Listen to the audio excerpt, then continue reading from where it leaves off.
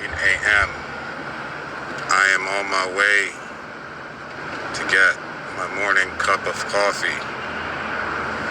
And there's a pattern that's been going on every single day. Every single day and multiple times a day when it comes to me being harassed by these dirty cops and paramedics and fire department paramedics. So what I'm trying to do today is see if they're going to show up at the Cumberland Farms that I'm headed to right now. Every day before I go, before I get there, they always pop up just before I'll literally see them driving into the spot because they want to meet me there. You know what I'm saying? So, happened yesterday. It was two detectives from Meriden, Connecticut. They claimed that their shield numbers was 113 and 170 or 190. And when I was at the coffee counter making my coffee, I already made them. And I was like, oh, you guys cops? One was like, yeah, they try to play it was just they always try to make it like it's just a casual, coincidental type of a situation that they're in. But it's really stalking. They're stalking my every move, and they're popping up wherever I go.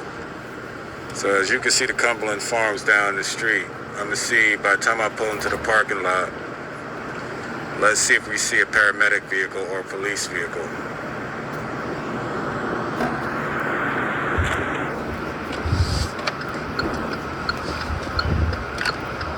Sometimes they come in 4 minutes, 5 minutes after I get there. Sometimes they pop up just before I get there. And they'll be like here, you know what I mean? And then they'll come to the coffee counter, make their coffee. It's just about the presence. They want to make me feel as though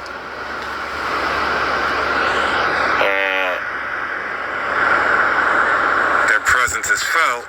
And then also they want me to complain about it to the point where it makes me look paranoid or makes me look crazy, which is part of I call it mind fuck games that they like to play with people out here, bro. Not people in general. They like to play it against people like myself. Ambitious, talented people in this world, black men who are marked for death by them, so they try to break you down mentally. They try to assassinate your character. They try to do smear campaigns behind the scenes amongst your people that you know. It's all part of the targeted individual manual, This all started out of Nazi Germany. This is what the Nazi Germans used to do to the people. I think they called this what's the word for it? The legal term for it is, what's the name of that police group? The Stasi or something like that? The Stasi. So the Stasi, I think it's spelled S-T-A-Z-I, Stasi Germany police. They were the original founders of this whole gang stalking, the whole targeted individual tactics that later became picked up by the CIA. And then the FBI also mastered that strategy of how to, infiltrate certain groups, infiltrate people, break them down, break down their psychology, mind fuck them all day, become psychological terrorists to them and harass them wherever they go and vandalize their property and, all day long until the person breaks down, right? So it's really meant to silence people, to control people, to break your will to want to live, to want to keep moving forward, because after so much harassment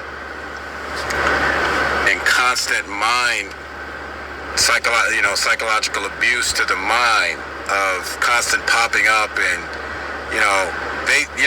that's what it was meant for. That's what these programs was meant for, to really kill people. So the FBI's program that they started was what's called COINTELPRO.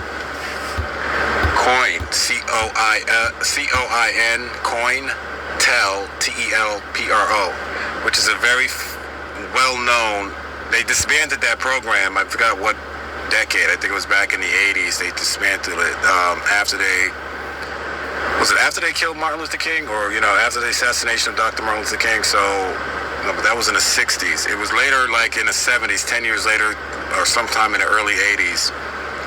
So the FBI's COINTELPRO program was the same program they were using to attack certain civil rights leaders, community organizers, activist groups. They were all out here fighting for civil rights and human rights. And the FBI had ways that they would target high-ranking leaders and members of the groups to try to destabilize them, or discredit them, or set them up on some false charge to incarcerate them, or to so this is all of this stuff that I'm talking about falls under one topic and one topic alone, which is persecution. And if you study persecution from a biblical standpoint in scripture, because there's different types of persecution. There's spiritual persecution, there's financial persecution, there's community mobbing persecution, there's physical persecution where they actually lay hands on you. People die from that, right? And then the last type of persecution that there is what's called exile.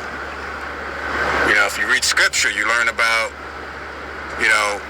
leaders. See, is that them? No, that's not them. That's the boys with the yellow jackets. When you read scripture, you read about leaders like prophets, like Paul, the prophet, right? He was exiled to the island of Patmos. And exile, that type of persecution is when they can't kill you, when they've done everything they think that they can do to break you down, and they usually can't kill your spirit, and you're still like the Terminator. Half of your face is gone, but you're still coming forward. You're like that like that person in the movie, right? Where it's like nothing can stop you. You can slow me down. You may be able to slow me down, but by the will of God, you will never stop me from moving forward and keep coming. I may be slowed down, but I will not be stopped from reaching my goal and, my calling according to the will of God. God's calling on your life, because that's really what they're after. These people are after nothing more and less except to own you, control you, break you down, silence you, discredit you. And if you manage to survive this assassination program, is what it is, it's a death camp. People do survive it. If you manage to survive it and become a big success in the world, right?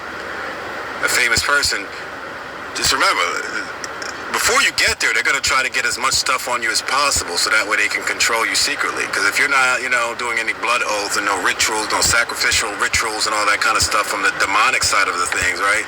And you're actually succeeding by God's timing, divine timing, God moving you up and raising you up in this world to be what he wanted you to be originally. But before you could get there, you had to go through the fire. For them, it's like they try to figure out, they think throughout that whole duration of the